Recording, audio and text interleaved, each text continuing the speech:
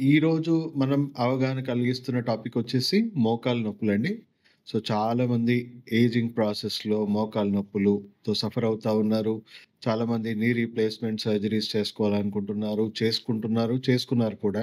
And చాలా young ఏజ్‌లో కూడా చాలామంది మోకాళ్ళలో కంప్లెయింట్స్ వస్తా ఉన్నాయి. మోకాలు నొప్పులొస్తా ఉన్నాయి. సో, ఫస్ట్ థింగ్ మోకాలు నొప్పులు రావడానికి కారణాలు మనం చూసుకుంటే ఇవేమి వైరస్, బాక్టీరియా వల్ల రావండి. చాలా రేర్‌గా ఇన్ఫెక్షన్స్‌తోనొస్తాయి. చాలా రేర్ ఆల్‌మోస్ట్ మనం నెగ్లిజిబుల్ అని చెప్పొచ్చు.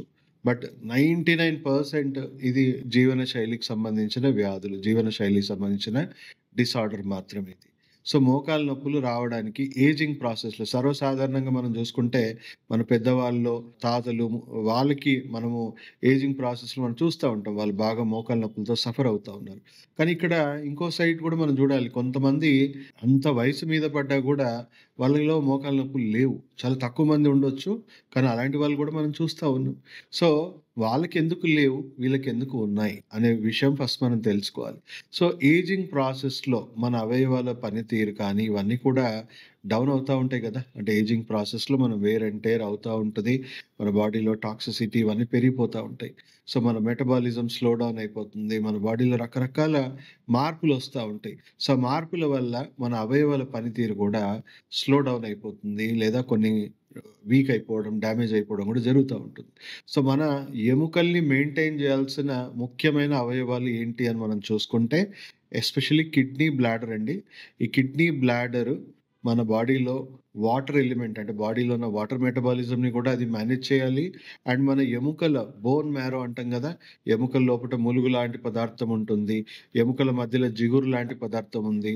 సో, ఎముక లోపట నుంచి మెయింటైన్ చేయాల్సిన యాస్పెక్ట్ మనం జూసుకుంటే మన కిడ్నీ బ్లాడరే చేయాల్సిన మెయింటెనెన్స్. సో, ఏజింగ్ ప్రాసెస్‌లో సర్వసాధారణంగా మనకి కిడ్నీ బ్లాడర్ సమస్యలు వాళ్ళకి రావడం వల్ల, దానివల్ల జరగాల్సిన మెయింటెనెన్స్ అంటే ఎముకలు లోపట నుంచి బలహీన పడిపోతుంది. అంటే ఆస్టియోపొరోటిక్ అవుతుంది. అంటే ఎముక చూడ్డానికి బానే ఉంటుంది. కానీ ఒక పచ్చి కొమ్మకి, ఎండు కొమ్మకు ఉన్న డిఫరెన్సెస్ మనకేంటి? లోపట మొత్తం బ్రిటిల్ గుల్ల గుల్లలుగా మారిపోతుంది. సో, అలా పచ్చి కొమ్మ నుంచి అది ఎండు కొమ్మగా మారుతుంది. ఎందుకు? ఆ మెయింటెనెన్స్ అనేది సరిగ్గా జరగట్లేదు అనే విషయం మనం ఫస్ట్ తెలుసుకోవాలి. సో, దానివల్ల ఎముకలు లోపట నుంచి బలహీనపడ్డం. దానికి తోడు మన డైట్, మన లైఫ్ స్టైల్‌లో తప్పుల వల్ల మన బాడీలో టాక్సిసిటీ పెరిగేసి ఆహ్, కొంతవరకు ఫిల్టర్స్ మన కిడ్నీ ఫిల్టర్స్ డ్యామేజ్ అవ్వడము.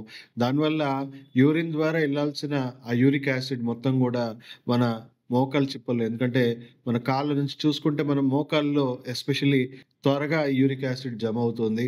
సో, ఆ జమ అవ్వడం వల్ల ఈ జాయింట్ స్పేసెస్ మధ్యలో ఏదైతే కార్టిలేజ్ అనే కుషన్ లాంటి పదార్థం ఉందో ఎముక మనము ఎక్కువగా బాడీ ప్రెషర్ అంతా మోకాళ్ళ మీద ఉంటుంది గదా! సో, ఆ కార్టిలేజ్ అరిగిపోవడము, ఈ ఎముక మొత్తం గూడా మనం జూసుకుంటే గుల్లగా మారి ఇక్కడున్న కాల్షియం అంతా లీక్ అయిపోవడము.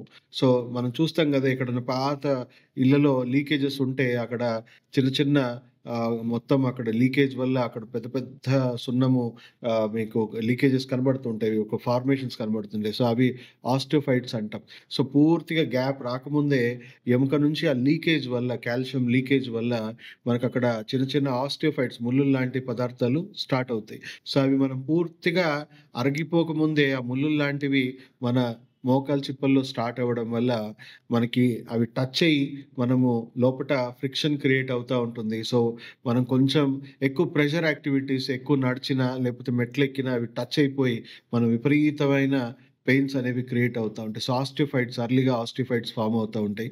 అండ్ అలాగే డీజనరేషన్ అవుతూ మనం పోతుంది. సో, ఆల్మోస్ట్ ఎవ్వరం గూడా మనం జూసుకుంటే నొప్పులు లేని వాళ్ళకి కూడా ఎంతో కొంత మైల్డ్ డీజనరేషన్స్ అనేవి ఉన్నాయండి ప్రతి ఒక్కరికి కూడా.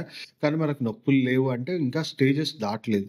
సో, ఆల్మోస్ట్ ఫస్ట్ స్టేజ్‌లో మనందరం ఉన్నాం అనుకుందాం. ఏ నొప్పి, బాధ లేని వాళ్ళందరూ ఫస్ట్ స్టేజ్‌లో ఉన్నారనుకోండి. ఎంతో కొంత మైల్డ్ డీజనరేషన్స్ ఉన్నాయి. ఎందుకంటే మన జీవన శైలి ఇప్పుడు సేఫ్‌గా లేదు. మనం తింటున్న ఆహారం ఇంట్లో పదార్థాల్లో కూడా ఎంతో కొంత పెస్టిసైడ్స్, యాంటీబయోటిక్స్, కెమికల్స్ వెళ్తా ఉన్నాయి. సో, ఎంతో కొంత డ్యామేజ్ అవుతా ఉంది. సో, దానివల్ల మనం ఈవెన్ యంగ్‌స్టర్స్‌లో గూడా మనం జూసుకుంటే చిన్న పిల్లలు గూడా మనం జూసుకుంటే ఎక్కువగా మన పూర్వీకుల కంటే గూడా ఇంకా హెవీగా టాక్సిక్ ఫుడ్స్ మనం తింటా ఉన్నాం. సో, దానివల్ల మన కిడ్నీ ఫిల్టర్స్ డ్యామేజ్ అయిపోయి యూరిక్ యాసిడ్ పెరిగిపోవడము, మన గట్ హెల్త్ డిస్టర్బ్ అయిపోయి దానివల్ల మన బాడీలో తీవ్రమైన విషవాయువులు, ఇన్‌ఫ్లమేషన్స్ పెరిగి దానివల్ల ఎముకలు ఇంటర్నల్‌గా అబ్నార్మల్‌గా డీహైడ్రేట్ అయిపోవడము, లేదా ఆటో ఇమ్యూన్ సిస్టమ్ అంటే రోగనిరోధక శక్తి కూడా భరించలేక తిరుగుబాటు చేసి ఎక్కడ వీక్ స్ట్రక్చర్స్ ఉన్నా, వీక్ టిష్యూస్ ఉన్నా దాని మీద దాడి చేసి డ్యామేజ్ చేయడం. సో, చిన్న చిన్న కీళ్ళు గూడా డ్యామేజ్ అవుతా ఉన్నాయంటే అది కీళ్ళవాతం సమస్య లక్షణాలని చెప్పొచ్చు. మోకాలే కాదండి. ఇంకా వేరే జాయింట్స్‌లో గూడా కీళ్ళవాతం మనకు వచ్చేస్తుంది. సో, ఇలాంటి ఫంక్షనల్ డిఫెక్ట్స్ వల్ల మనకి డ్యామేజ్ అవుతా ఉందండి. సో, ఈ ఫంక్షనల్ డిఫెక్ట్స్‌ని మనం సరి జేసుకోకుండా డైరెక్ట్‌గా దీనికి పెయిన్ కిల్లర్స్ ఇవ్వడము, పెయిన్ కిల్లర్ ఇంజెక్షన్స్ ఇవ్వడము, లేదా మీ రక్తంలో ఉన్న ప్లాస్మా తీసి దీన్ని ఇంజెక్ట్ చేసినా ఎంతవరకు ఉంటుందండి? ఇప్పుడు ఒక గోడ లోపటి నుంచి లీక్ అవుతా ఉంది. దానికి మనము లీకేజ్ ఫిక్స్ చేయకుండా సున్నం వేస్తా ఉన్నాము. దానికి అన్ని రకాలుగా మనము కాల్షియం ఇస్తా ఉన్నాం. ఎన్నిచ్చినా లోపట డ్యామేజ్ ఆపకపోతే అది ఆగుతుందా? సో, డ్యామేజ్ చేసే వ్యవస్థనే అసలు రోగమండి. ఇవన్నీ బాధితులు. సో, ఈ బాధితులకి వైద్యం ఇవ్వాలా? ఫస్ట్ దాన్ని ఇబ్బంది పెట్టే డిఫెక్ట్స్‌ని మనం అడ్రెస్ చేయాలా?